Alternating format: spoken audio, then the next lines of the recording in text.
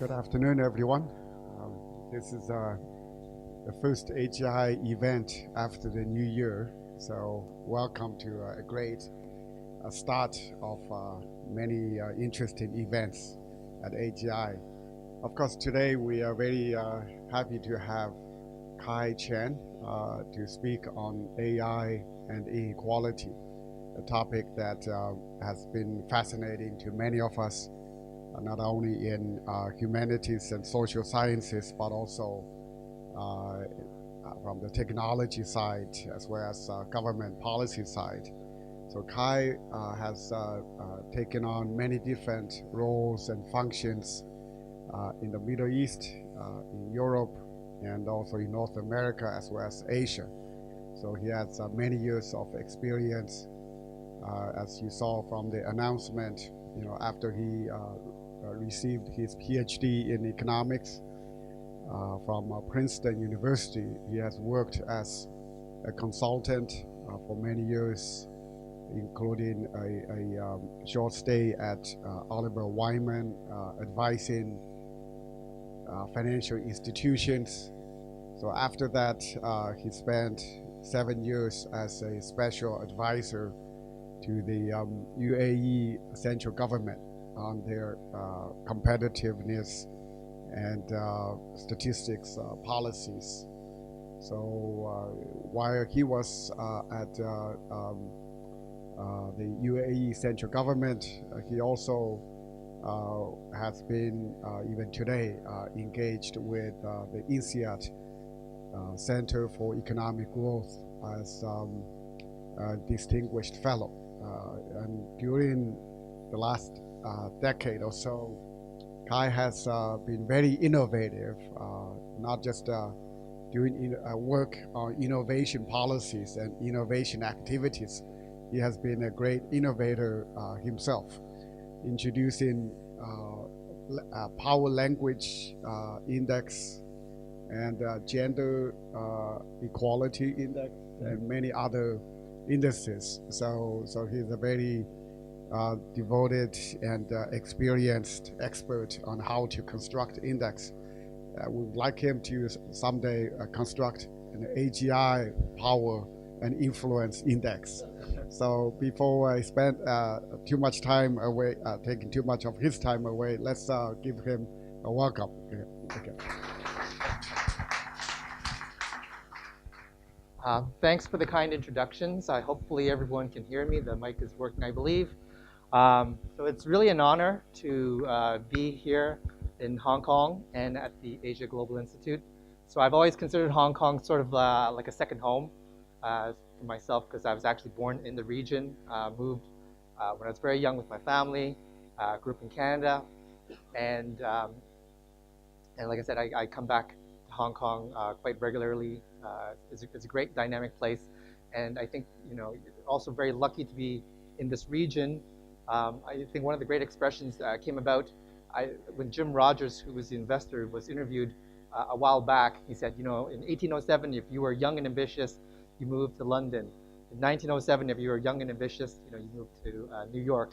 He said, in 2007, if you're young and ambitious, you moved to Asia. And so that's what he did. He moved to Asia. He moved his family to Singapore and got them to learn Mandarin. And I think this is where I think the 21st century really belongs, to this region. And so it's really, like I said, an honor to be here to talk about these kind of issues, and like I said, to be in a place that's undergoing such rapid growth and development. And the topic that I'm talking about today is something that's very near and dear to me on many different aspects. So for one, right now I'm a partner at an AI firm in Montreal, and one of the things that we're working on is on vision AI, trying to do what we call audience and crowd optimization.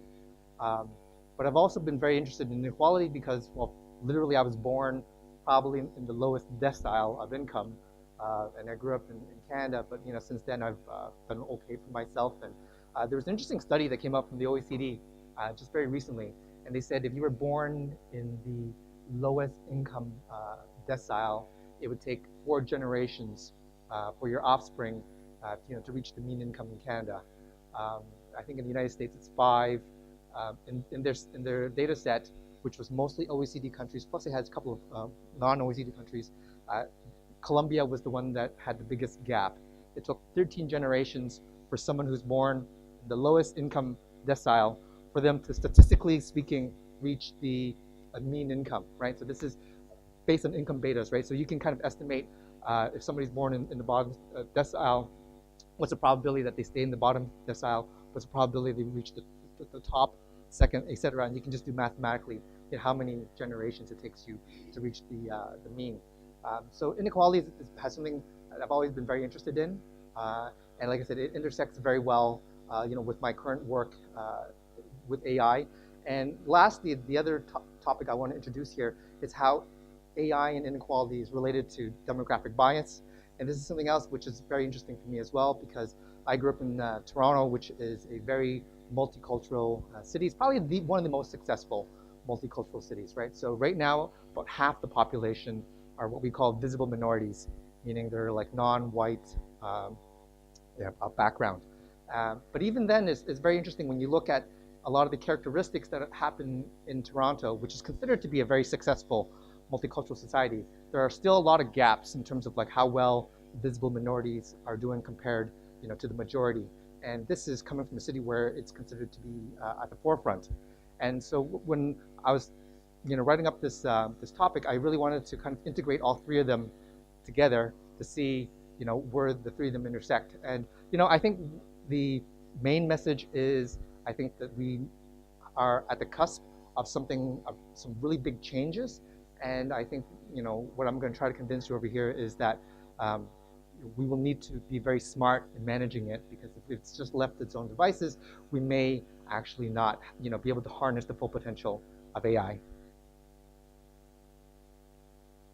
So, like I said, I want to talk about AI and inequality. So basically, if you read the advert for this, it's basically, how does AI generate riches, redistribute wealth, and distort the labor market in multicultural societies? So I've got a little picture of my very famous man who's a Monopoly character. And then I guess the other interesting point about how AI is going to affect society is that how is AI going to distort the traditional development model?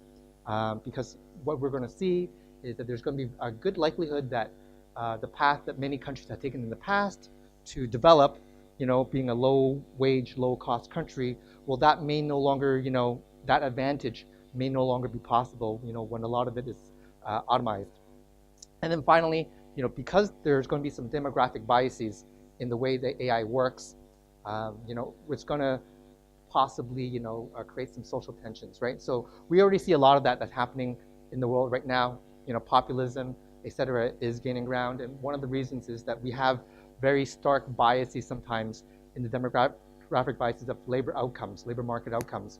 And when we talk about AI, one of the points that is very seldom talked about is it's just not that jobs will be affected and a lot of jobs will be lost. It's just that there's a demographic bias in jobs.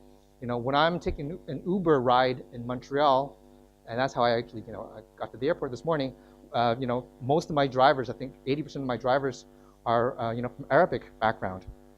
And when you look at truck drivers, another very good example of people that we say are going to lose their jobs because, the self-driving cars, self-driving trucks are going to eliminate most of those kind of jobs, very, very soon. Well, in Canada, it ends up that 95% of truckers in Canada are male and white and rural. And in the US, it's not as stark. In the US, I believe it's about 2/3 who are male and white and rural. So if there are demographic biases in the jobs and there are demographic biases in the jobs that will be lost, so it's going to be very visible, especially in multicultural societies, when you have these divisions, and that may, kind of provoke and stoke more of some of the issues that we already see, right? So, I mean, a lot of the people are talking about Trumpism, and a lot of that is, is it really, white, rural, working class people? There's been a lot of debate about that, whether or not that's the true thesis, but whether or not it's the entire thesis, there's probably still some truth to it. And a lot of these issues that we see right now will get stoked by the inherent bias in AI technology. So this topic about AI and inequality has recently gotten a bit of attention. I think probably not enough. So I'm going to open up with a quote by Klaus Schwab. And so for those of you who don't know him, he's a very clever guy. He's basically developed this whole industry around WEF. It's really a very clever, event organizing, entity. And I guess his big thing is the Davos meeting that he does every year. But like I said, he's developed that into a very kind of smart network to get a lot of bright people to kind of, be consultants for the WEF and kind of, give them a lot of free content for himself. But, he's leading a dialogue on the fourth industrial revolution. And he has something very interesting to say. And he basically says, as automation substitutes for labor across the entire economy, the net displacement of workers by machines might exacerbate the gap between returns to capital and returns to labor. This will give rise to a job market increasingly segregated into low-skill, low-pay, and high-skill, high-pay segments, which in turn will lead to an increase in social tensions. So we're probably already seeing a lot of that, definitely in the Western Hemisphere. Maybe it's a little less so pronounced here in Asia, because I think there's the demographic bias is not as strong over here. But although I think we're still seeing the inequality section of it, but maybe not the demographic bias as much as we see it in some other societies. And then another interesting quote was from Kornick and Stiglitz, so the economists. And they basically said, economic inequality is one of the main challenges posed by the proliferation of artificial intelligence and other forms of worker replacing technological process. So that's what we're undergoing and seeing. And I think the pace of it is really going to pick up in the next little while. You've probably seen or heard all these kind of reports. McKinsey Global Institute had one, which you'll see I quote quite a bit here. Oxford Economics. Basically, everyone is getting their hat into this, and they're talking about how many jobs will be lost. And I think that's a very disconcerting, for most of us. I think maybe for some people who are probably on the super elite side, who are going to be the net beneficiaries, maybe that's not something they lose sleep over. But I think for the majority of the population, the 90%, even 99%, it's something that is very tangible for us. And the other reason why it's very interesting is the AI has the power not just to displace traditionally the low-skilled jobs, but there's going to be a lot of high-skilled jobs as well, which will be displaced by AI.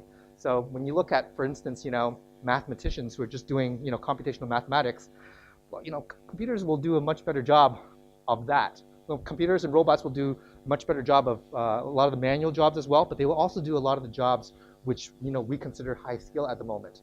So you'll actually see that it's going to be widespread, although there probably still will be a slight bias towards the low-skilled, low jobs, which will lose even more. So, this is not the first time in history that, we've been all saying, oh no, the sky is falling. Technology is going to bring gloom and doom to us. So for those of you who are economists, or even if you're not an economist, there's a very famous economist way back when. His name is Malthus, and he kind of said, well, every time we have, technological, improvements, well, it's all going to be just, used away by population growth. And he kind of had this doomsday scenario saying, okay, well, every time, like I said, you gain more food productivity, population just grows, and then, you have too many people, and then people are just going to die and starve until you get back until, what the economy can produce for the society. But the truth is, since he actually came up with that doomsday scenario, we've actually done way, way better than that. We've not faced a Malthusian kind of limit to our growth. And I think one of the reasons why is, one, I think he kind of underestimated human ingenuity. So humans have been super good at increasing their productivity. So one of the best examples is when you look at a farmer in the US, right? And the farmer in the US, you look in the 1700s, it was still pretty much almost like a hand-to-mouth society. Whatever the farmer produced, he ate most of it, maybe like 95% of it. And maybe there was a little bit that they could, send to the market. But nowadays, you have about one farmer that can feed about 154 people. Whereas, even a couple hundred years ago, it was one farmer to they could maybe like fed two people, their own family and people in the market. But it was not a very big number. But in terms of the productivity gains that we've had over there have been very stark.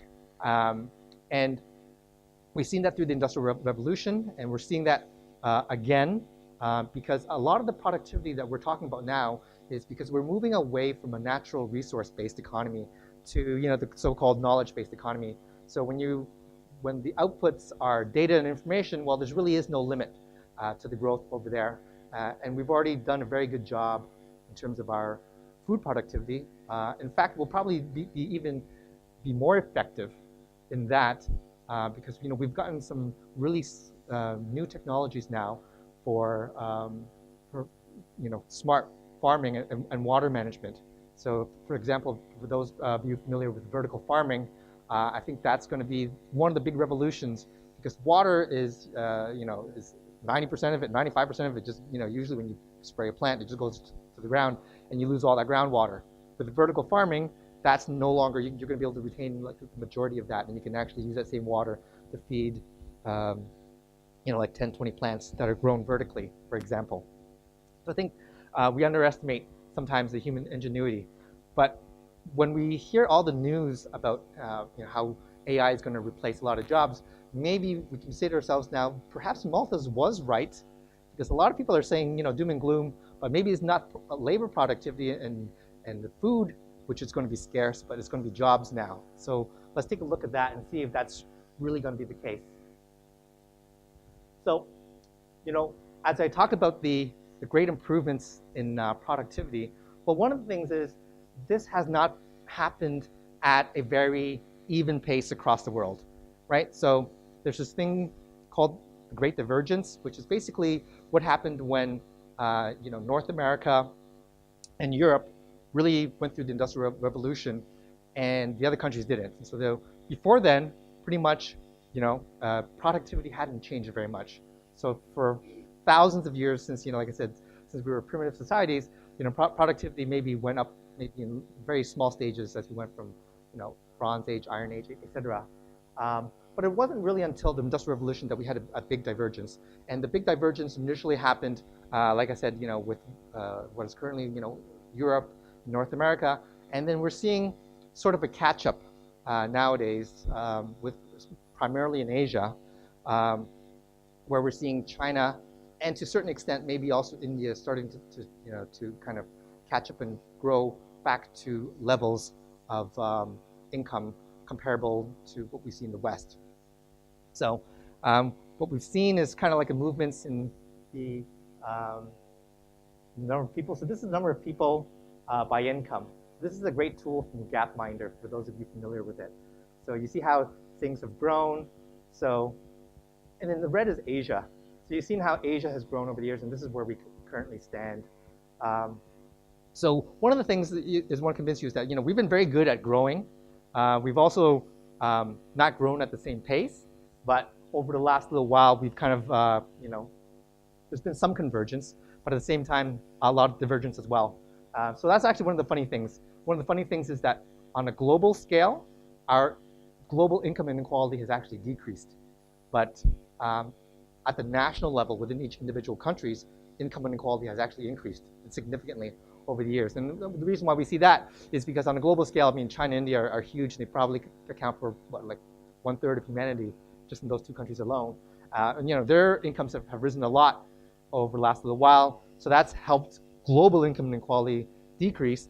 But when you look at each individual country, there's been a stark increase in income and wealth inequality since about the 1980s, and we'll talk a little bit about that. So one of the things is, when we talk about the kind of growth that we had, it really started in 1784. You had the quote-unquote first industrial revolution. We've had other kind of major milestones in terms of productivity for humanity. And the one that we're in right now is, the so-called fourth industrial revolution. And so this is kind of a topic that's been talked a lot about by the WEF, Klaus Schwab. But I guess there are many people talking about this current phase that we're going through, where we're just about to be unleashed on a lot of labor and productivity. And in fact, a lot of that, there's been, quote unquote, kind of a little mystery about what happened to the productivity, because productivity growth in the U.S. at least has kind of stalled, or really not stalled, but it's gone a little bit lower than what it was when you looked at from 1947 to 1974, and it's been a little bit lower from this current period from the 80s relative to what it was then. But I think what we're going to see in the next little while through AI, et cetera, is going to be productivity, which is going to be exponential. It's what we've seen just a little bit previously. So, and one of the key points over here, is where's the laser? One of the key points over here is where artificial intelligence, big data, and robotics. And so we have not really taken full advantage of that yet. These are things that are just on the cusp for us. But when these things, fully do hit the market, they're going to, I guess, have very big impacts to our society. So one of the things that's really interesting is when you look at productivity and labor wage. So one of the interesting things is, we've seen that there's been a lot of growth in productivity. One of the big stories that we have, and this is just in the US, but it's similar in many other countries, is that we've had a big divergence between productivity and wages, right? So the median household in the US over the last 2 generations, household income adjusted for inflation has not increased very much, yet the productivity has increased a lot. It's the same thing when you look at, we've had significant GDP growth, and that's why because GDP is tied almost directly to productivity. But when you look at households, and it depends on how you measure the households, whether you do it as an average or a median. Well, the median has not increased very much. The average has, and that's because the average is pulled up by those who are doing really, really well. So, like I said, the median is just the half the households below and half the households above. But the average, like I said, gets skewed by the fact that the very top have done exceptionally well for themselves. In the same time, over here, that we've had a divergence between productivity and wages, we've also had a kind of divergence between market value and jobs, for instance. That's another interesting point. So when you look at, for example, over here, Kodak, at its peak in the 80s, it employed 145,000 people. And I think when you look at Instagram, it only employs about 4,000 or 5,000 people, a little less than 5,000 people. But when you look at the market cap and the wealth that they've generated, it's been somewhat close to the same, and they're somewhat kind of similar products. But you see in the new economy, this is one of the big divergences, right? So you look at, one of the best examples is Walmart. Walmart has a market cap of probably, if I remember correctly, about 300 billion. It employs 2.2 million people. And then you have the market cap for, if I remember correctly, market cap for Apple might be right now 900 billion. It fell below the trillion level recently because of that. But it only employs something like 200,000 people. So only 1/10 of the number of people that Walmart employs, but with a market cap that's 3 times higher, 2-3 times higher. So this is another divergence that we see, is that in the new economy, we're able to produce a lot of wealth without as many jobs underlying that wealth. And so, this, like I said, this is the era that we're living in, and the real question is whether or not this will keep diverging, or whether or not, we're going to have some kind of response by government, response by society that will kind of converge us back. So when you look at global income inequality, like I said, so a lot of us are reading it in the news, and it's true. You're not just imagining it. We have a lot of data and statistics, to back this up. Having said that, there's a great quotation. There's lies, damn lies, and there's statistics, right? Well, one of the things that's really interesting is that the statistics I'm sharing with you are robust. A and B, I always say to that quotation, there are lies, damn lies, statistics, but there's also people who don't understand statistics, right? So the statistics don't lie. They don't have a thought on their own. It's that people, when they present them, they may present it in a way and they kind of massage the data and they change the axes or whatever. They extend the axis this way or that way. They use log scales, which may deceive a human, but the statistics themselves, they don't actually have feelings, and they're just telling you what's been recorded. And over here, what we've recorded is that the share of income going to the, this is, I think, the top decile, has been increasing.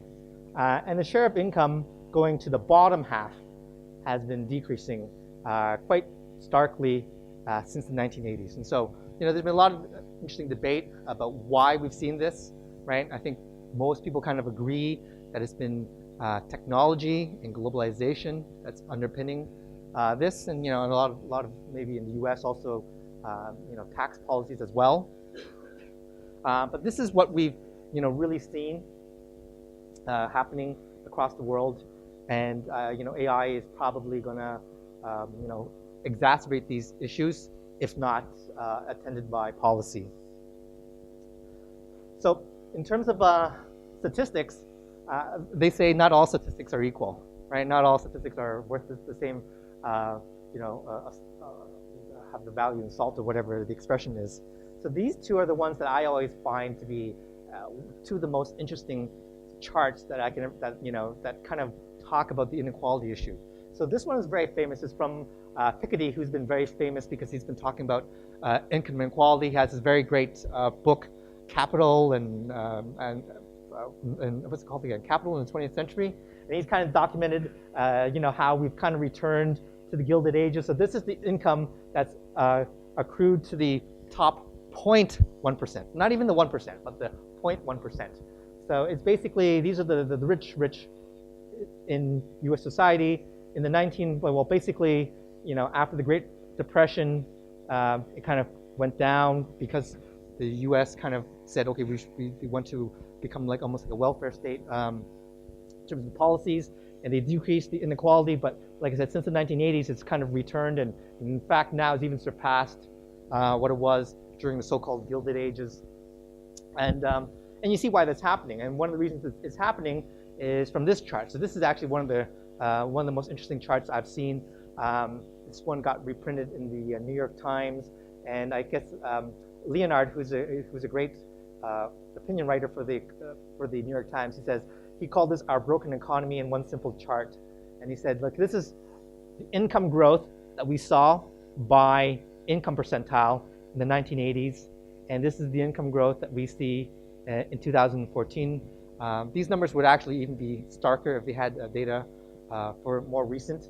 So basically this says that the poorest households, they saw their income grow the most back in the 80s, in the early 80s, 1980, and the richest households, well, they didn't, their incomes didn't grow that much over that preceding period. But whereas you see over here now, the top 0.00001% are doing exceptionally well for themselves, whereas the people down here are, in fact, it's actually even negative over here, slightly negative. And then finally, this all kind of goes back to this supposedly Great Gatsby curve, because one of the very interesting things is if you have inequality but you have mobility, it's not such a big deal, or at least that's what some people will tell you. But what we see actually is that you have income inequality and you also have lack of mobility. So the original Great Gatsby chart, Great Gatsby curve, I think was done by this guy, Miles Corrick from the University of Ottawa, and I think it got requoted by maybe Alan Kruger, another economist. And I've kind of slightly modified it, because what they did over here was they put the income beta, right? So how well your parents' income predicts your own income. So where, if your parents were in the middle of the pack, it says, income beta basically says, with some statistical probability that you end up also in the middle of the pack, or bottom decile, you also end up in the bottom decile. It tells you how sticky, how well you can predict an offspring's income or position in the income ladder relative to parents. And I did a slight modification here. So instead of using the income beta, I actually use how many generations it takes for the person born in the bottom decile to reach the mean, right? And this is the Gini coefficient over here. So the Gini coefficient tells you how unequal society is. The larger the number, the more unequal the society, the more that you're having all the wealth or income being earned just by the top people. And then when you're down here, it's more egalitarian. People are there's not a big dispersion between the rich and the poor. And what we notice here is that very similar to with the traditional Great Gatsby curve is that we show that when there is high inequality, there's also not a lot of mobility, right? So when you have high income inequality, you also have not a whole lot of mobility, right? And so there's two different ways to measure that, and I took this one over here. It's that was a very interesting way to measure it, not just in terms of like the betas, income betas, but also when you look at how many generations it takes for somebody in the bottom decile to reach the mean. And one of the really interesting things here is when you actually do this as a bubble chart, and this is China and India, this is where the majority of the humanity is. And like I said, this is mostly for OECD countries where we have data on them, and plus a couple of other select major interesting countries.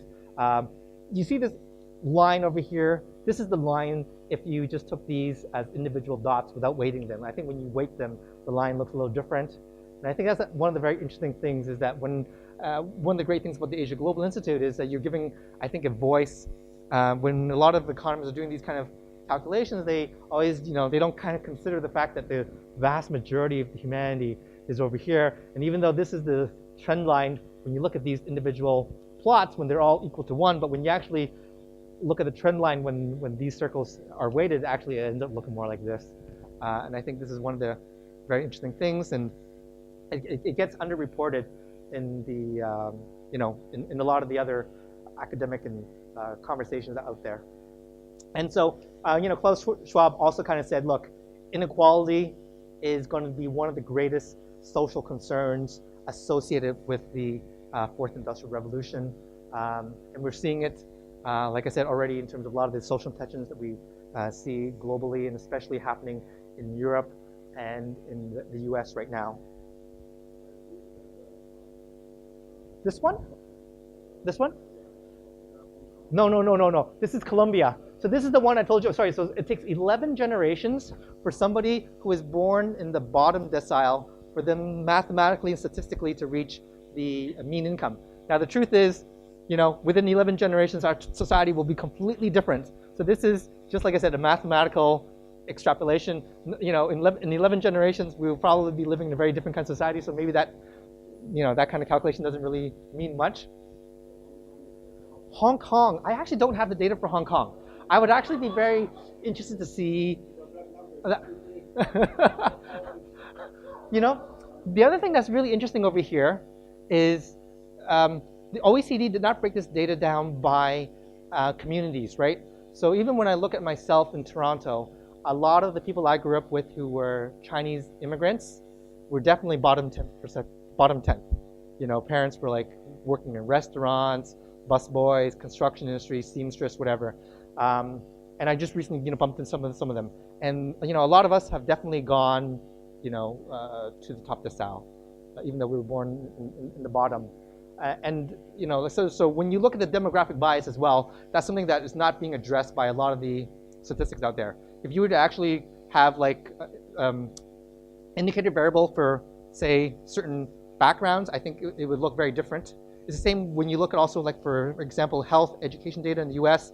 When you have it mixed, it looks very, looks kind of weird. But when you separate it into, say, blacks, whites, Hispanics, which are the two major groups, and maybe also Asians, so, the data for health outcomes, the data for education outcomes looks very different than when it's a mixed pool. So one of the things that's really interesting is, like I said, we're at this cusp now, and everyone's talking about, okay, how all these jobs are going to be lost. Well, the truth is, we went through that not so long ago. 1850, most of us, were farmers, and this is the US data, and like I said, it's going to look very similar for most of the countries. But now you look at that, most of the US farmers, well, are all just here now, right? So now in 2015, very few of society, in fact, most industrialized countries now, you have about 2 or 3% of the labor force working in agriculture. And there are definitely no complaints about, oh my goodness, all these displaced farmers, what are they going to do with themselves now? And well, people were actually thinking that at that point, right? There was a time when people were like saying, oh my goodness, all these new machines, they're going to put all the farmers out of work. What are we going to do? We had no problem, dealing with that. And that's, I think, what the optimists will tell you. And I think the people who are on the more pessimistic side will say, well, this time is different. And we're going to take a look and see whether or not this time really is different, or whether or not, whether it's true that all the people who will be displaced by automation, which there will be large numbers, whether or not they will indeed find new interesting roles for themselves, and maybe in 100 years we'll look back and we'll laugh and be like, oh my goodness, I can't believe at one point that 2/3 of our society were employed in whatever industry or field. Like that most of us now are very detached from the farming lifestyle, but that was a reality. And in fact, if you look at the way society is kind of organized, we have our summer vacations primarily because kids were needed to work in the farm fields back then, which is why we have summer vacations. So it doesn't make sense when you think about it, why the academic year actually has a summer vacation. But we have a lot of these kind of vestigial kind of structures, and we may see that, I think, in the next 100 years. So trying to predict what's going to happen with AI and what we're going to see is going to be very interesting. There are people who are saying, we're going to be the Jetsons, right? So I'm not sure for those of you who grew up watching the Jetsons. So in the Jetsons, George Jetson only works 2 hours a week.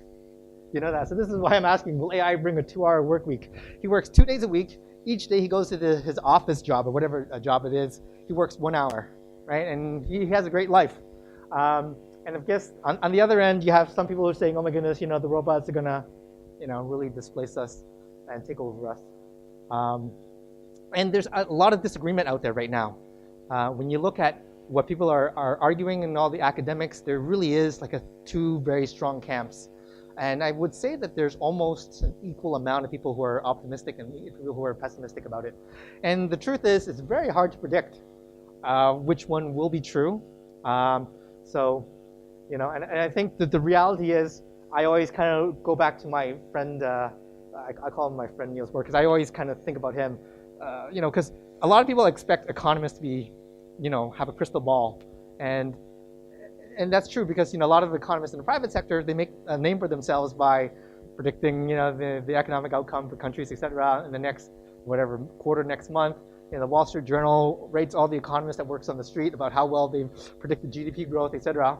But the truth is, economists, we're really bad at predicting, In fact, one of the jokes that I learned about economists was that, why did God invent, the weatherman? And it was like kind of like, oh, to make the economist look credible, right? So we have this issue about being able to predict the future. In fact, when you look at the predictions that we made in the past, if you look back at the predictions we made 50 years ago, you would actually laugh about, the kind of predictions that we made.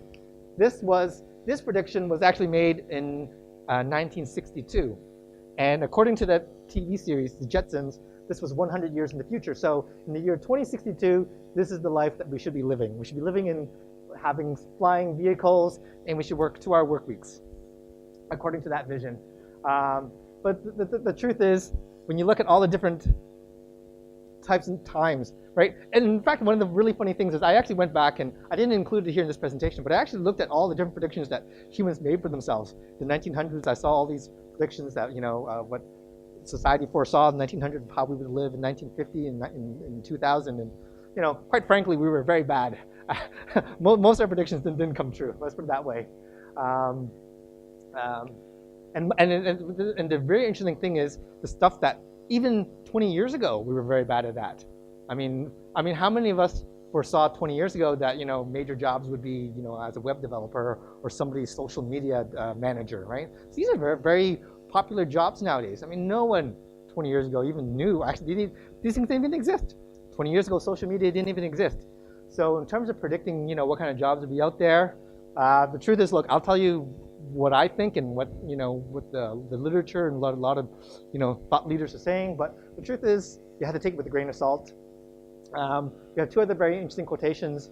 Franklin D. Roosevelt. There are many opinions as there are experts, and so you're going to hear a lot of different opinions. When you're reading all the different various media. And then, of course, another one that I always like is being trained as an economist is by George Bernard Shaw, saying, look, if you laid all the economists end to end, well, they would never reach a conclusion. And there's another also very famous one. I forgot who said this one, but they said, if I ever meet an economist, the one thing I want to do is I want to tie their other hand. Because, the economists always say, well, on the other hand, they always give them we think this, and then they say, on the other hand, and, you should tie their other hand so that way they can't kind of get out of their what they're trying to tell you. So this is actually a very interesting picture. And I really like this picture. And I think this is sort of like the doomsday scenario that a lot of us see. So a lot of us are thinking or hoping that, okay, robots are going to serve us. And I think a lot of people are actually very scared that it's going to be the other way around where, they're kind of taking over the jobs and, we're actually going to be working for the robots instead. McKinsey thinks that we're going to lose about, 500 million jobs in the next little while. And like I said, this research, one of the interesting things is, like I said, so you have many different opinions, but I think one thing that's consistent across all the different opinions is that, yes, there will be significant. And getting the exact number is going to be very hard to pinpoint. But the truth is, even with the current technologies that we have, we're expecting, or at least McKinsey's expecting, upwards of 500 million or more jobs lost. But the real big question is, how many will be created? And I think that's going to be a very interesting question because a lot of the jobs that are created are going to be indirect jobs. And what's going to be true is that the jobs lost will be very visible, but jobs created will be less visible, right? So it's almost kind of like when you look at, we'll talk about this. For example, a very, very good example is the alarm clock, right? So there used to be a job where it's called the knocker-uppers. So a job that people used to have in the 1800s was they would literally have like a big stick and they would go to your apartment and if you were sleeping on the second floor, they'd have a big stick and they would just whack the window, bunk, bunk, bunk. Our alarm clocks didn't exist back then. And if you were not living on the farm, I guess you didn't have your rooster, waking you up in the morning. That was a job. That was a job. And actually the other interesting thing is some people actually used pea shooters. They actually had a little thing and they shot like a spitball or a pea into your window until it woke you up. So this was a job, apparently. It was a very common job. These jobs all got eliminated, with the invention of the alarm clock. So this is a case where, all these jobs got destroyed by technology. But one of the interesting things is when you look at another invention, the ATM, right? In the 80s, when the ATM was coming out, everyone was thinking, oh my goodness, all these jobs, people working in banks are going to all disappear. But we've actually grown jobs in banks since then. Because now people working at the bank, well, they're no longer just like cashing your check. They're doing other things instead nowadays. So the real question is, in terms of the AI technology, will they be sort of like on which extremes will they be? And the truth is, it really depends on the occupation. And even when we're talking about jobs and occupations that will be affected, I think the better way to look at this is not occupation itself, but the tasks. So there will be some tasks which will be easily, done by AI, and some tasks that will not be done by AI. And for most jobs, you're not just doing one pure task, right? For most people's occupations, you have 2, 3 kind of main tasks that you're doing, and maybe 1 or 2 of those will be completely eliminated by AI, which may give you more time to work on the other things that you're doing. And so that's going to be a very interesting debate to see how that unfolds. And so I have a little scorecard over here because, as I mentioned, there's been a lot of talk. Like I said, anytime you open up any business magazine or any kind of magazine, whether it be South China Morning Post, Wall Street Journal, Financial Times, there's going to be another article, and there's going to be quoting another report, and it's going to say, we're going to have this many jobs lost, and it's going to create this many jobs. So this is like a sort of like a tally of a lot of the major reports, famous ones that have come out, and gives it the timeline, right? So, and when that prediction was made. So you have all these kind of different reports. Some of the ones that are very famous come from the OECD, Oxford, McKinsey. Those ones have been, like I said, widely reported about the number of jobs. And the one thing that everyone kind of agrees on is that, well, there will be a lot of job losses. Exactly how many is sort of hard to say. But like I said, and exactly when they happen, well, like I said, predictions are very tough to do, and we'll see whether or not these things actually come true. But one of the things that's really kind of fun to see is when you actually lay them out and you see all the different predictions and all the timelines that people have for them and all the different reports, whether or not they were talking about the global economy or maybe just the US or maybe just OECD countries, we're having very stark differences in what people are predicting. But the one, like I said, the biggest headline grabber was probably the one from McKinsey. That's close to 1 billion jobs being eliminated. Another one, like I said, is very interesting, when you look at the OECD report, OECD said, like 14% of all jobs will be lost. And then I think OECD also said that something about 30% of all tasks, can be eliminated, which will result in, say, like 14% of jobs. So, and here's another one that's actually and I love this image over here. This always reminds me of this image over here. It's sort of like the, humans reaching out to God, and I think this one is now, kind of a little rework on the Michelangelo kind of picture, so you have the robot over here. This one came from the McKinsey Global Institute, and it's actually very interesting. You see that there's going to be a very strong correlation between the income of a country and how many tasks or percentage of tasks will be automated. And you see the rich countries will have a larger share of jobs that can be automated. Well, and that's because they're expensive, right? So you can actually, it makes sense to actually have robots replace them. And then there's two ways to think of it, right? One way is you say to yourself, well, rich countries are going to be more negatively affected because they're going to have more job losses. But then on the other hand, you can say, well, this is great actually, because they're going to actually have more labor that's freed up to do more interesting things, right? These are the farmers in the past who are now no longer farmers, but now they're working in whatever, finance, marketing, and other creative fields, etc. So that's really going to be the question about whether or not we see this, or it's probably going to be a mixture of the both.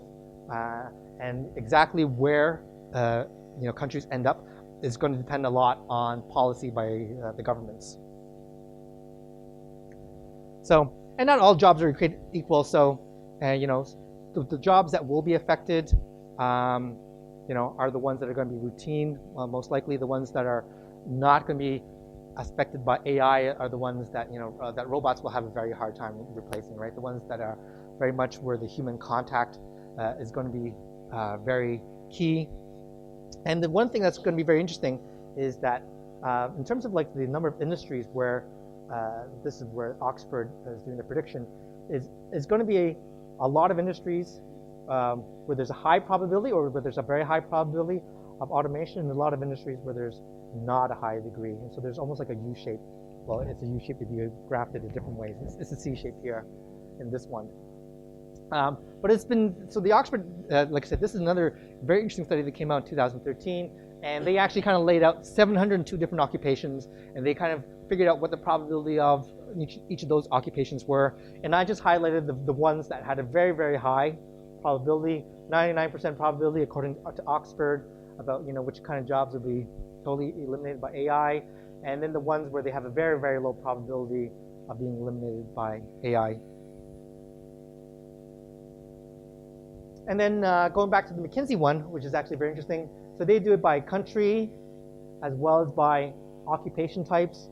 And you see where things are in red, you have a higher probability. You also see that in countries that are still in the development stage where labor costs are lower, you have a lower probability, whereas you have the higher probability in richer countries. And one of the things that's going to be very interesting is the fact that depending on what your viewpoint is, right? Like I said, the AI really will be able to unleash a lot of productivity gains in these countries, right? And so we're seeing less so in developing countries, and that once again will factor into some global demographic biases, because you're going to see richer countries being able to take advantage of AI, and the poorer countries who are not as AI enabled, well, their productivity will not be as enhanced as much by AI as we expect to see in the countries, the already rich and developed countries. And so one of the things that's really interesting is, as an economist, we're always saying, okay, well, don't worry, we're going to have these changes, and the people who lose their jobs, that will be replaced by automation. Well, it's no big deal because, we're going to retrain them, and so instead of them being farmers, they'll be retrained, they'll become craftsmen, they'll become engineers instead. One of the big problems with that is that one thing, well, the very famous quote by John Keynes is that in the long run, we're all dead, right? So in the long run, this is very cold comfort to people who lose their jobs right now, right? You tell them, oh, don't worry, the economy is going to switch, we're going to get to a new equilibrium. But during that equilibrium, you're going to have a lot of people who are going to be displaced.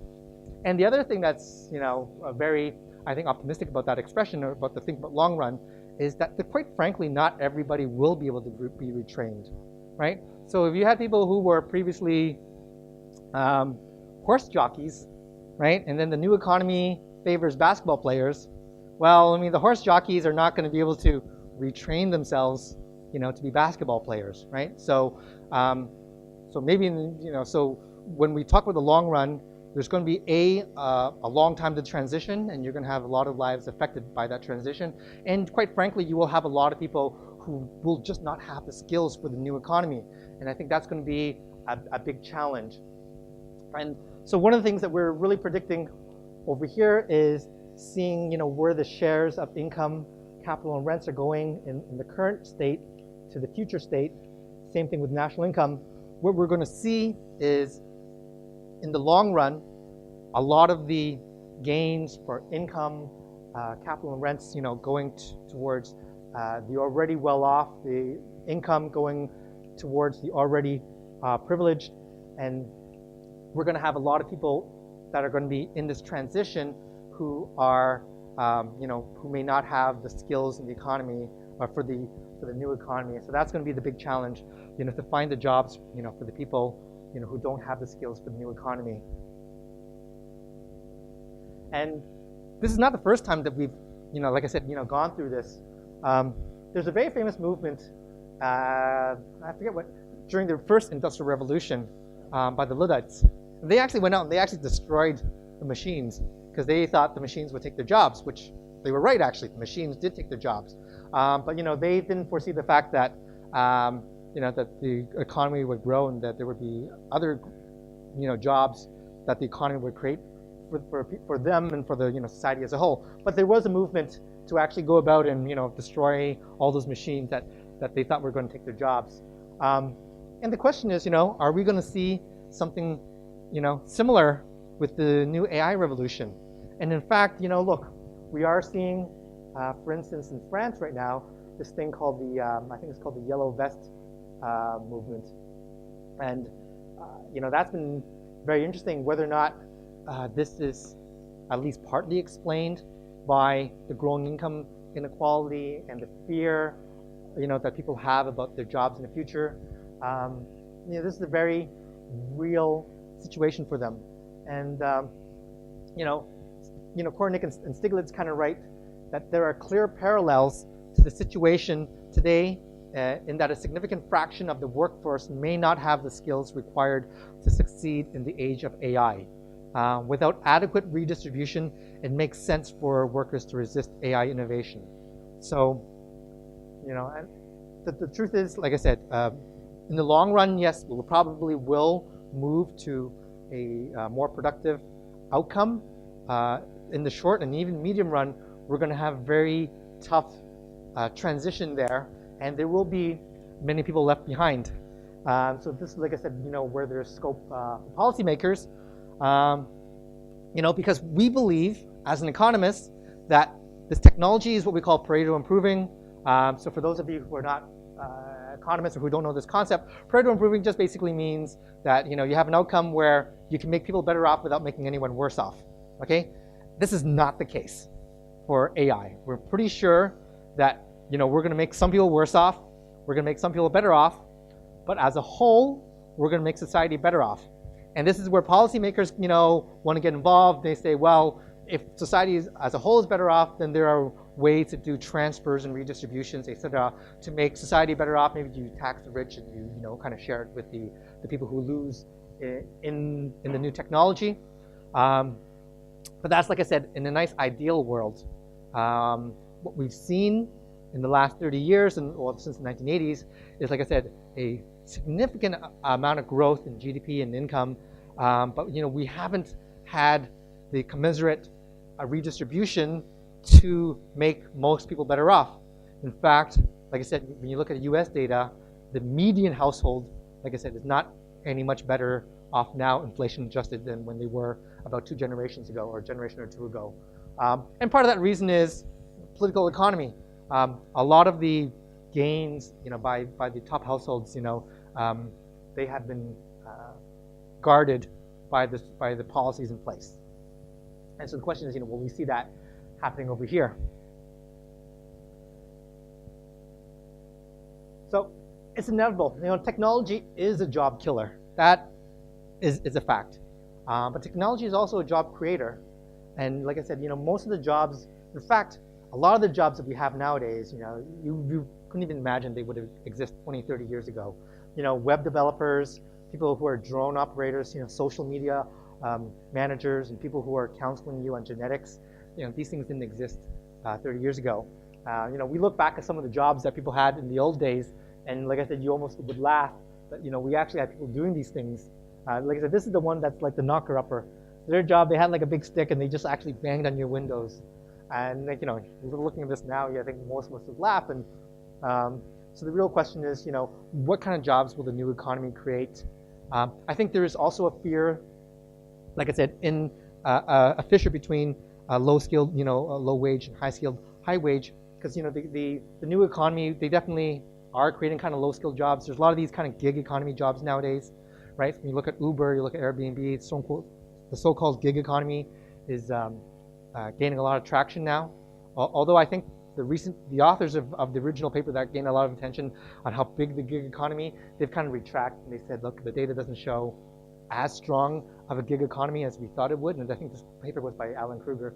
But it still is a growing, although not as big as they had originally thought. Although I think if they measure the data nowadays, even like as of today, I think there is, like I said, a very strong gig economy that is happening. Where, like I said, the jobs in the gig economy, they tend not to be as stable and as high paying as some traditional jobs. And you saw that, like I said, with the example between Kodak and Instagram. So I said, one of the very interesting things, though, is also, we also have to think that jobs are naturally, destroyed. So most jobs, in fact, a big chunk of jobs have a natural life cycle, and they kind of die away within 2 or 3 generations. That's I forget what the percentage was, but there's a big chunk that follow kind of like a rule of about 60, 90 years. And like I said, the Iceman, Milkman, guys who used to set up your bowling pins, these were all gone, and they've been replaced. I think, for the most part, I think most of us feel better about it. In terms of the countries that will be able to most take advantage of AI, there will be a bias. When you look at the countries who, in theory, when you try to measure all these things, how many educated people, how many universities they have, how much money do they spend on R&D, education, etc. We kind of come up with a theoretical guess about countries who are most ready for the automation, right? This one's from the Economist. They have and they created this thing called the Automation Readiness Index. This one actually, I actually created myself. It's called the Intelligence Capital Index. It really looks at which countries are most enabled for like an information-based society. And then you look at the countries in current day who have the most number of AI firms and the most number of AI talent. There's usually a very good correspondence between these two. The only really big exception are, you won't find China or India over here, although you will find them over here. Now, one of the reasons that you see that is a couple of things. One is China and India, they went through a big stagnation previously, and they are catching up to what many people would think is the more inherent level of what their actual development is. But the other issue is that China and India also have a large population, right? So for those who understand the law of large numbers, it means when you have a population of 1 billion, all you need to do is find like 1 or 2 Bill Gates, 1 or 2 Einsteins in there to really catapult you, right? I mean, when you look at the top AI talent, for example, right? It's just like, who are your top 1,000 engineers in your country, right? So when you have a population of 1 billion, you can produce a lot of great engineers, even if your whole infrastructure as a whole in the country is not very strong yet. And the other thing that's really interesting is, we talk a lot about which countries are going to, win the AI race, and it's not just really about which countries will win the AI race, but it's also talking about, which companies, enterprises are going to win the AI race, and they're the ones who are going to be able to take advantage a lot of this.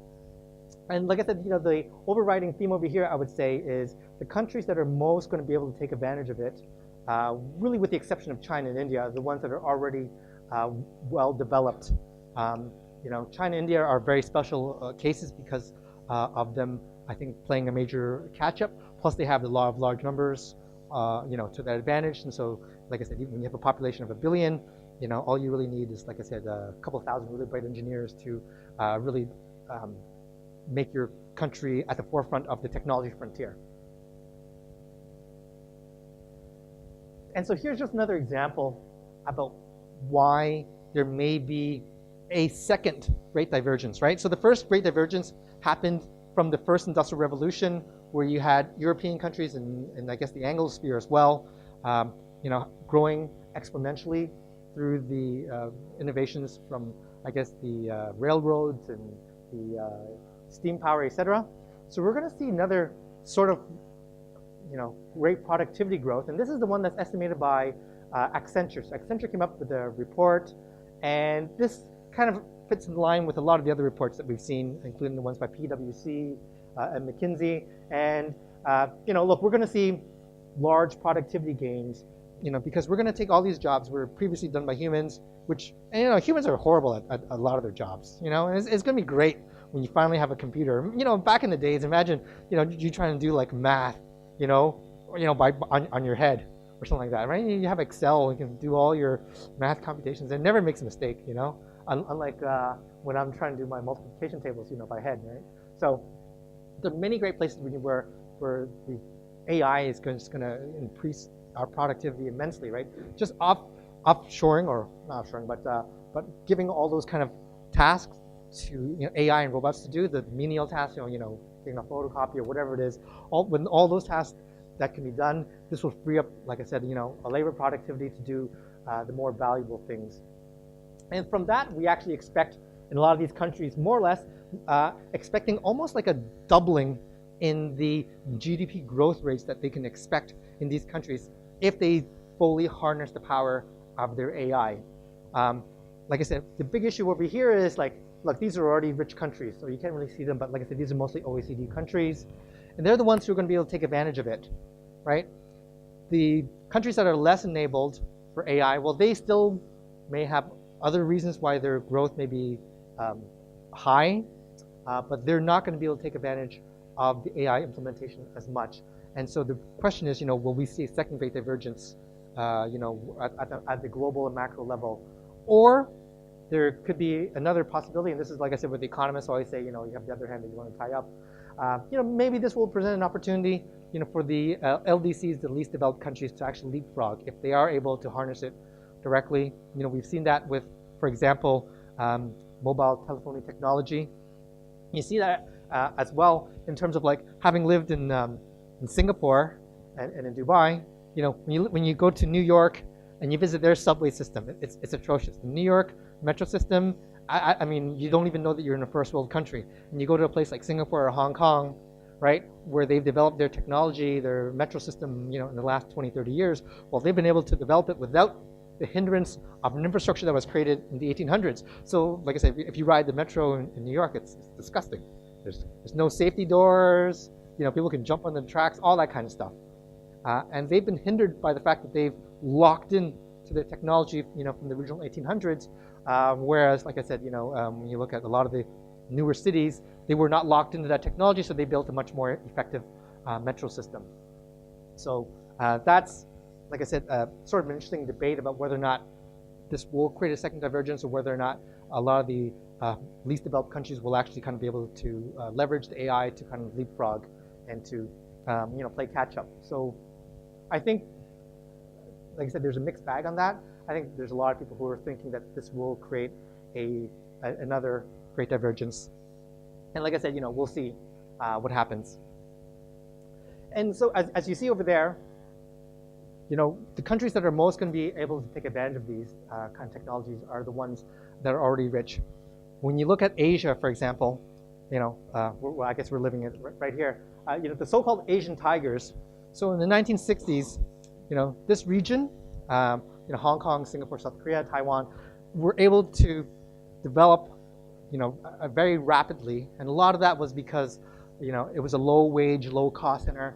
A lot of industries came here to take advantage of that low-wage, low-cost, and they had light industries here, and that eventually, built their way up and helped this region industrialize.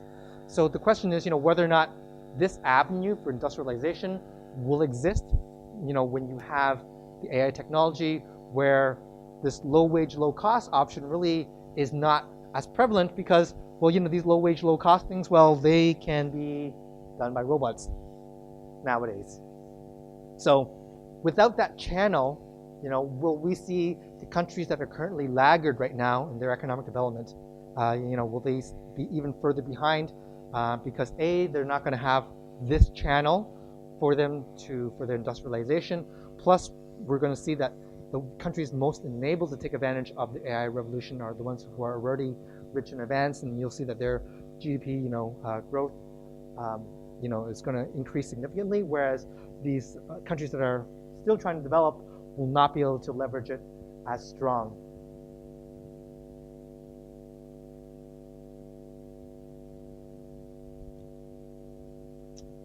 And then when we look at, as I said, all the jobs that are being replaced, one of the things that's really been missing from the conversation is to look at the demographic biases of jobs, right?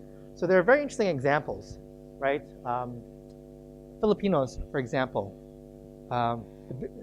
if you go to any hospital, well, actually when I was in Dubai, I think it was like 90% of the nurses were from the Philippines. Even when you look at, say, in the United States, I think in California, I have data from California, it's 1 in 5 nurses in California are Filipino background, right? And like I said, the other interesting ones is when you look at truck drivers. There are very interesting demographic biases in where the jobs are. And as we know, the AI technology will not hit every occupation and every job in the same manner. Just as much as you're going to get demographic biases in the jobs lost, you're going to have demographic biases in the people who will be unemployed, right? And that, especially in multicultural societies, will, generate possibly conflict and tensions. So this is actually a very interesting one over here. So I wonder if anyone can guess just based on this. This is US data. So this is for a certain occupation. They broke it down by race and ethnicity, right? So this occupation over here, I guess, relative to the population. So this is the population in the gray bar, and this is the actual, for that job, occupation. So we know that for this occupation, in terms of like the people who are white, it's the same as the general population. Asians are overrepresented in this occupation relative to the population. Blacks are represented.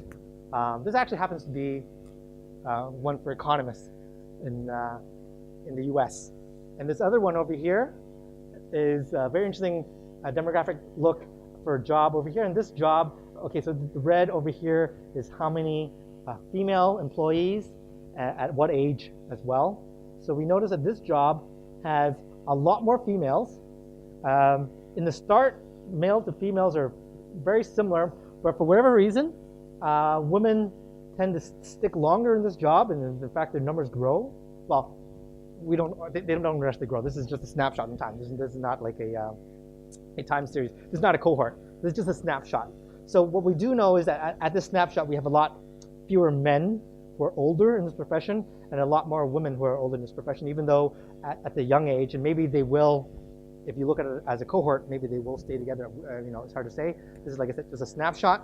But this is actually for accountants. So over here we have economists and we have accountants. So it's very interesting demographic biases in terms of the jobs, and we're also going to see a lot of these demographic biases because when you look at what people are studying, right? I said there's going to be, very different patterns, right? So, certain people and genders across genders as well, have biases. You're more likely to see, a lot more males currently, at least in engineering classes, etc. So, if the jobs are currently being replaced are the ones for engineering jobs, well, you see, bias against men. If the jobs that are being replaced are truck drivers, for example, you can see a lot of male, white, rural truck drivers, unemployed in North America. And all these biases are going to be even more pronounced or extreme in multicultural societies. In certain societies, maybe the population is not as varied, and so these demographic biases do not get amplified as much. But it's really going to be very key to look at multicultural societies, because when you have differences across geography, then people don't really see it. But when you have them, living in the same city, and then when you see differences, it's not because, oh, well, Asia is producing more of this type of labor, more rich people, whatever, than other parts of the country. Well, that's just natural differences across countries. But when people are living in the same community, in the same cities, and you have very different outcomes, and you have very different unemployment rates for them, that will, cause potentially, very stark problems.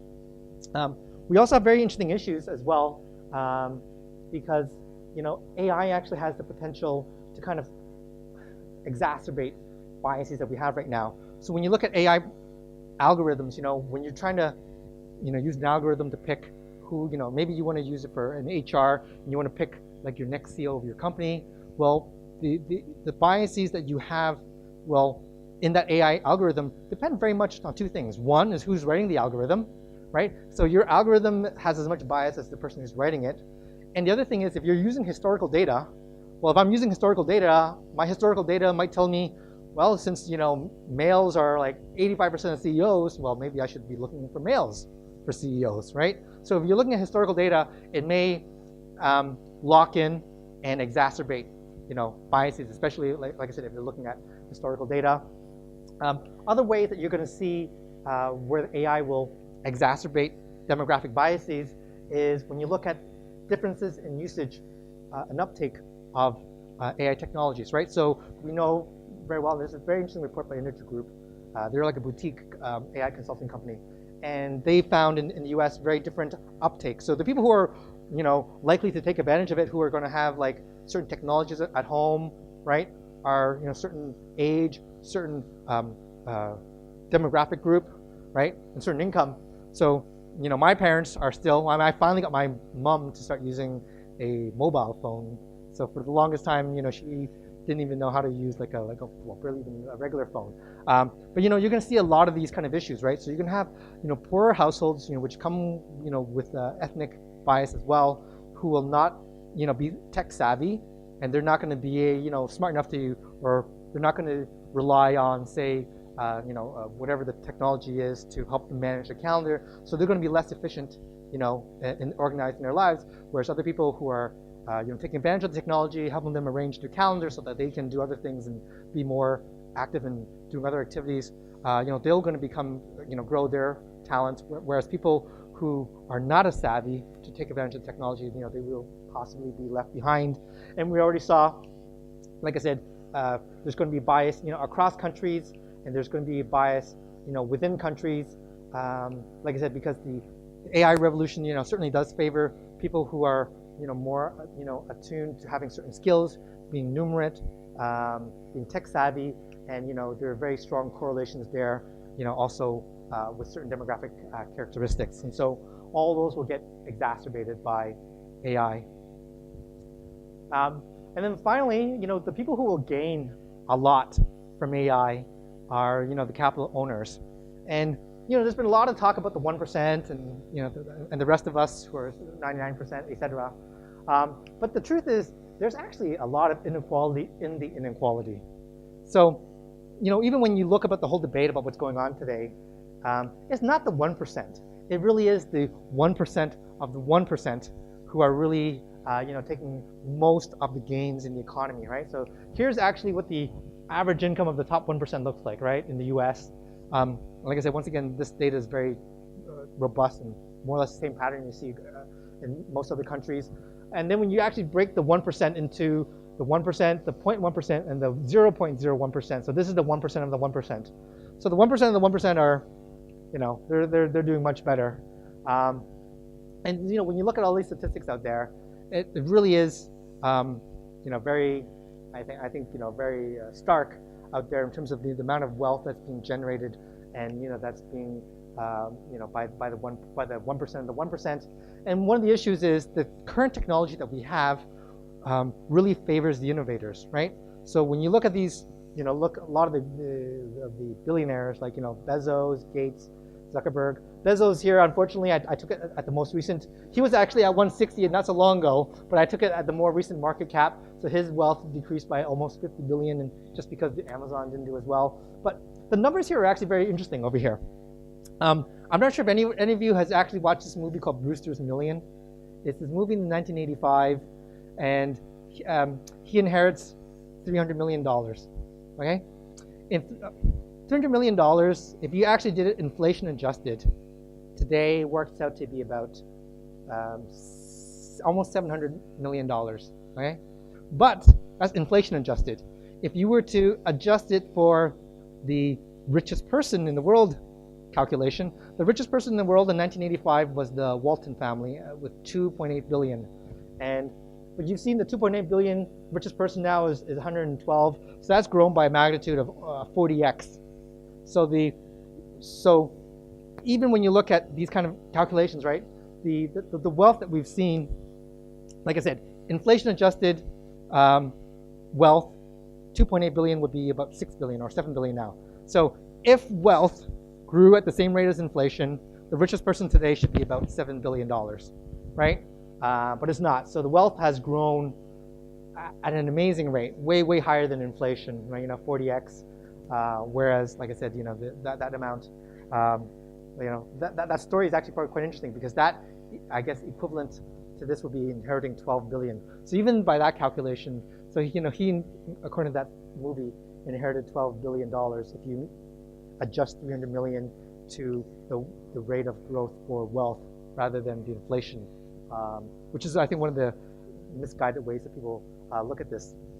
The other thing that's really interesting is when you look at the world's billionaires, right? They actually have more wealth. The 2,200 billionaires in the world actually have more wealth than the GDP of every country in the world except China and the US. So this kind of gives you like an idea of how stark those differences have grown. And here's like another kind of example to give you about how stark the differences are between society and the 1% of the 1%. So this is a snapshot of the US. When you look at the racial ethnic background of US millionaires, right? So there's the large majority, white Caucasian, there's Asian, that's Black African, that's Hispanic, and this is like others. And this is like looking at the billionaires in Forbes by their ethnic background. There's also another very interesting one when you look at this one, when you also include by the Jewish background as well. And I think Forbes Israel actually was the one who actually did that article, which is actually very interesting because it tends to be maybe a little bit, maybe, I don't know, I think in the US it's a little more politically correct, but actually Forbes Israel is the one who produced this chart. Forbes Israel actually showed that there's a huge difference between who the 1% are and the 1% of the 1% and the regular part of society. So the people who are going to gain the most, as we from the technology, are going to be the 1% of the 1%. Not even the 1%. It's going to be the 1% of the 1%. And there's a very stark demographic bias in that group relative to the population, and even relative to what I call the casual elites, the top 10%, the top 1%. If left and these things keep growing and manifesting, I think that's probably one of the reasons why you see some tensions across a lot of countries nowadays. And I think these kind of issues are going to get multiplied even more so in multicultural, multi-ethnic societies. Like so Toronto is a good example. It's a city that most people consider to be doing very well in terms of being very inclusive. But even in Toronto, when I did my own kind of demographic analysis of Toronto, the 1% of the 1% in Toronto looks very different than even the top 1% in Toronto. So it's still a very, very stark difference. So if you're top 1%, that's a lot of like doctors and lawyers. But the 1% of the 1% is, like I said, a very different beast altogether. So finally, like I said, a lot of these biases will be perpetuated by AI algorithms, and you will see cases where these technologies that we do have that allow us to program these things, a lot of the times they also may be very dangerous for us in the sense that, I give you the example of picking CEO, because if you look at the data, it tells you that 85% of CEOs are male, or whatever the number is. Maybe you should only pick for males. When you look at a lot of the game-changing innovations in technologies, right? Well, no AI algorithm would ever logically ever tell you this is the choice to do, right? No AI algorithm, most AI algorithms would give you what I call the valedictorian solution, right? So I call this the valedictorian solution because valedictorians, they do very well for themselves, right? But valedictorians almost never become super successful, right? So when you look at all the billionaires, very few of them are valedictorians. Most of the valedictorians usually end up, doing well for themselves. They become the 1%. The valedictorians end up going to graduate school, they get a very stable job for themselves, right? And that's what not most, but I guess a lot of AI solutions, a lot of AI algorithms would probably produce for you what I call the valedictorian solution. They wouldn't give you the let's hire a dropout to be the CEO of our company. Well, Facebook and Microsoft were founded by dropouts. So a lot of the groundbreaking innovations and solutions were by chance, were by accident, and were by going very contrarian. I worked in Dubai, and basically, when Dubai in the 1970s said, we want to become a financial center, we want to become an aviation hub and a travel hub, I think everyone laughed at them. Like every advisor that they hired said, okay, well, look, you're in the middle of the desert. Nobody wants to come visit you in the middle of the desert. But lo and behold, that's what they've become. Similarly, I had some talks with some people in Korea, and they gave me the very interesting example that, in Korea, in the 1950s, when they were trying to industrialize, all the economists and the smart consultants from the IMF and whatever, they were telling them, okay, you should take advantage of your natural resources, you should take advantage of your comparative advantage, you maybe grow ginseng and whatnot. And they all laughed at Korea when they said, okay, we want to become a leading industrialized country, doing shipbuilding and all that. And, Korea in the 1950s, GDP was probably about $100 a head. So, everyone laughed at them. And all the advisors, all the smart consultants, thought this was, a silly idea, but lo and behold, that's what they did. And I think that's one of the big risks that we have when we rely too much on AI technology, is that, like I said, a lot of the great innovations that we do come by chance, and they also come by serendipity and all those other issues. So when you combine all these things, I think one of the things that we're going to see is it's going to stress the world. We're going to see even more impetus for people from poor countries to migrate to rich countries. If we have a second-rate divergence, but if we do have the second-rate divergence, right, the jobs the immigrants that are coming to the rich countries, there's going to be even less jobs for them, right? Because the jobs that they would normally take are the low-skilled, low-wage jobs. So that's going to be a very interesting development, and I think we're probably seeing some of that, which is happening in Germany right now, right? When you look at the migrants who have come to Germany very recently, most of them, do not have the skills that are optimal for the German economy. So the German economy has an engineering shortage. There's a huge engineer shortage in Europe. I think it's about 1 million people, 1 million engineers that they're short. The people who have, come into Europe and Germany, in the last wave, a lot of them are illiterate, and so maybe there will be jobs for them, but they will also be stressed because, those jobs that they do eventually find for them, a lot of them will be eliminated. And if there is a second wave, which there may be, because you're going to have AI, you're going to have global climate change, which will, stress for even more migration, well, you're going to have even more issues dealing with that. And the truth is, for anyone who spent time in Europe, even in their waves of migration where they wanted migration, that's still, as they came, with a lot of social issues over there. So, when you have other waves which maybe are not, desired, there's going to be even more tensions over there. This is why I think you've seen, populism on the rise. You've seen, because we do have very visible and stark markers of inequality now. Because those markers of inequality quite often are very visible, especially in multicultural societies, that's going to create even more tensions. And we're seeing it in the US, we're seeing it in Europe, maybe, like I said, less so in this region of the world. But the truth is, all of these things are going to really, stress the global economy very much in the next little while. And I think, a lot of the policy solutions that people talk about, they miss certain points. One is there's a lot of talk about, income subsidies, etc. And this goes to the point, I think it was Oscar Wilde. It's an Oscar Wilde quote, and they kind of translated that for economists. It says, an economist is someone who knows the price of everything but the value of nothing, right? So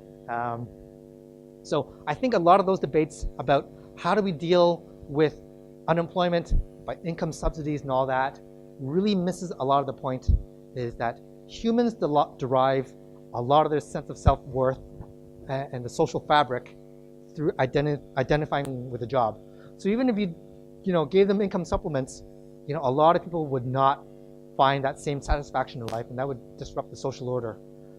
So even when we are talking about all the different ways to, help people, through income transfers, etc., I think one of the big parts that we're missing in those debates is the fact that, if people do not have jobs, it just makes them very frustrated in life. So even if you can give them an income supplement, there are some issues that we need to deal with about, how do we give people a sense of identity, a sense of self-worth, because, like I said, people very much associate, jobs with their identity. Some interesting ones that have been talked about.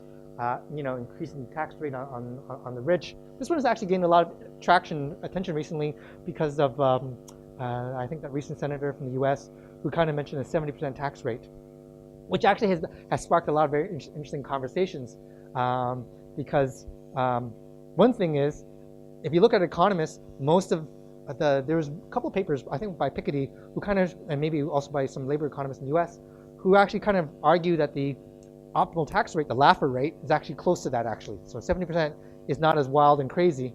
When you look at the US history, actually the marginal tax rates were actually very much higher up until the 1980s. In fact, you had a 90%, I think, or even higher than 90% marginal tax rate on the top, whatever, $10 million, right? That's been dropped down to 30% now, 35% in the US.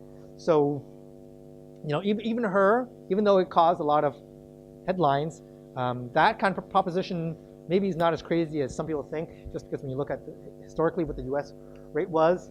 There's also going to be some real big changes that we need to do in the educational system. The kind of jobs that will be out there are going to be very different. The kind of skills that the market needs, the economy needs, will be very different. So in terms of what we're teaching the people and what kind of technologies we're leveraging in the classroom will be very different. Other things that we're talking about is income supplements, so universal basic income, etc. So those things are also being talked about how to deal with that oncoming wave. Other things that we're talking about are things like taxing robots. I think Bill Gates is the one. I think it was Bill Gates who talked about taxing robots. So there are many different policy levers, and these are not all the levers that are out there, but these are the ones that are currently, have a lot of attention in the media. And I think they're all worth examining, and I think maybe it's like horses for courses, and I think it's going to be very particular to each country in each region, but which mix of these kind of solutions and other possible ones will be most effective. So I think, well, I'm almost out of time anyhow. So the general conclusion is, look, AI, it's going to be very hard to predict exactly what the impact will be. We're very bad at predicting, humans in general, and economists even worse, about predicting what's going to unfold. But what we do know is that there will be a lot of changes, and that's for sure. And one of the things that I wanted to emphasize over here is that even though we've had a lot of talk about AI and inequality, there's been very little, or actually almost no talk about the demographic bias that is going to be inherent in the AI shocks. The types of jobs that will be lost are certain types of jobs, and certain jobs, are populated by different segments of the society. And so when we have those jobs which will be lost, you're going to see very, stark differences in unemployment rates across communities, right? And this will be very visible in multicultural societies. And, and you're going to see that, and the U.S. is a good example. And that's, like I said, giving rise to a lot of the tensions. And I think those tensions will become even stronger, in the coming years when you see, a lot of the unemployment that's going to affect different communities differently. So I think, what I want to emphasize here is that, in history, we've always shown that technology has scared a lot of people, but in the end, usually, well, at least up until now, it's always worked for the better. There's going to be a transition with AI, and hopefully, we will look back in 100 years now and be like, oh my goodness, I can't believe that, humans used to do these jobs. There's so many of us humans used to do X, when maybe in the future, our work hours will be much reduced and we're going to be able to pursue much other fun things with our lives. But there's going to be a big transition over there, and that transition will be very visible, and it's going to exacerbate the issues that we already see happening, especially with the anti-globalization, the populism, and like I said, that's going to get probably stronger before it gets better. And so that's kind of my conclusion here. And I know that I don't have much time for Q&A. I think I ran up the 2 p.m. Maybe one question from someone.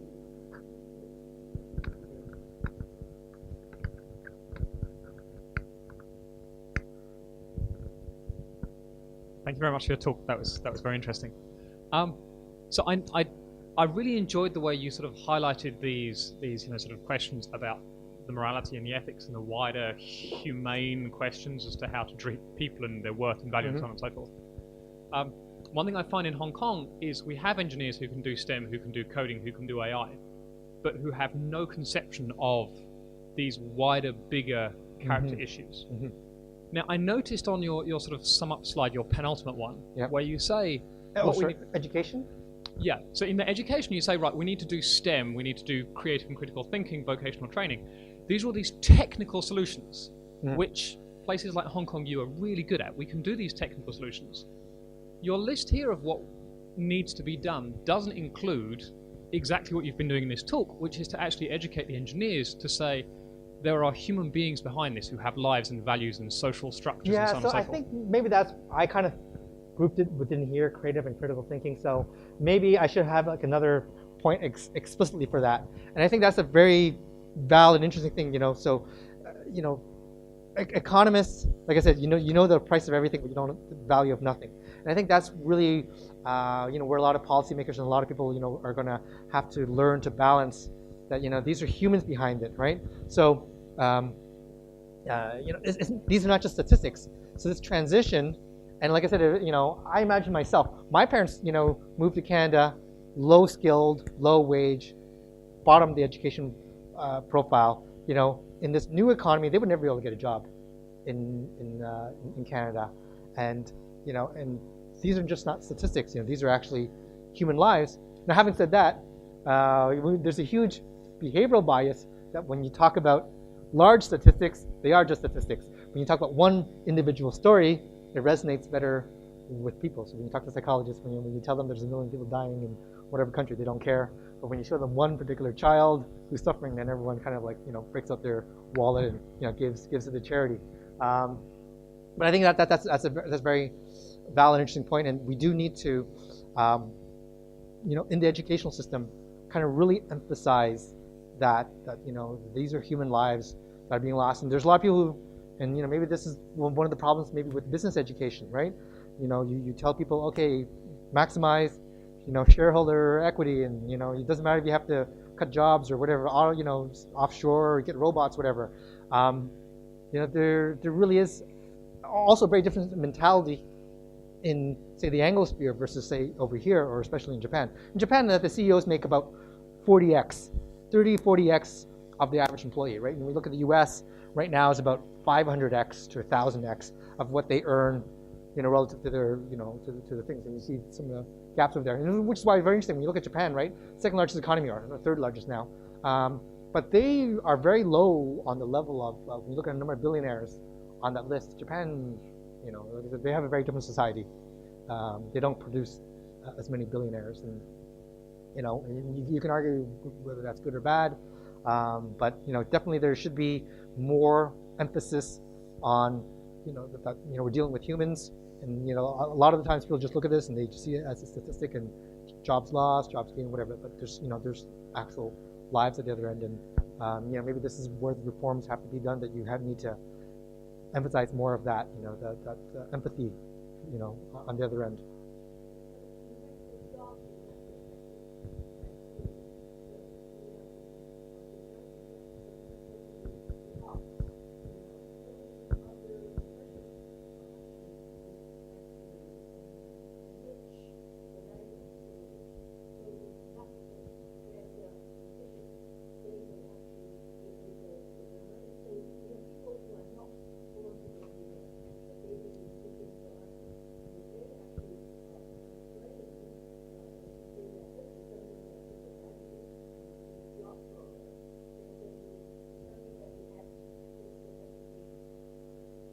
Yeah. So I think the education reform is going to be very big. I think that's going to be one of the key drivers about how successful we kind of embrace the AI revolution. Thank you, Kai. I know we can continue for a few more hours if we want, but unfortunately we have to end. There are many takeaways, but let me mention two takeaways. One is, given that very clearly, capital will be able to benefit more from AI and other technological innovations. So if that's the case, then all of you should have some investment portfolio in addition to working on a job. As I used to mention to my colleague Yvonne here, I keep asking her, do you have an investment portfolio? She says no. I said, then you got a problem, okay? Because as Warren Buffett would say, that if by the age, if you cannot be making money while sleeping in your 40s and 50s, then you got a problem. So what he really means is that you need to have an investment portfolio with enough capital invested somewhere, so that whether you are working or sleeping or eating, your capital will still working on your behalf. So this today's talk re-emphasizes the point by Warren Buffett. And then the second takeaway is that after all, most people don't have capital invested, right? Still, the most important capital you actually do have is human capital. I mean, human capital can only be enhanced, reinvested through education. So if you are not at Hong Kong U yet, you still have a chance to enroll in Hong Kong U and then improve your human capital so that AI and other technologies can actually benefit you more indirectly, besides helping you do your job better. Okay, so let's give thanks to Kai. Okay, thank you. Thank you for coming. Yeah, thank you.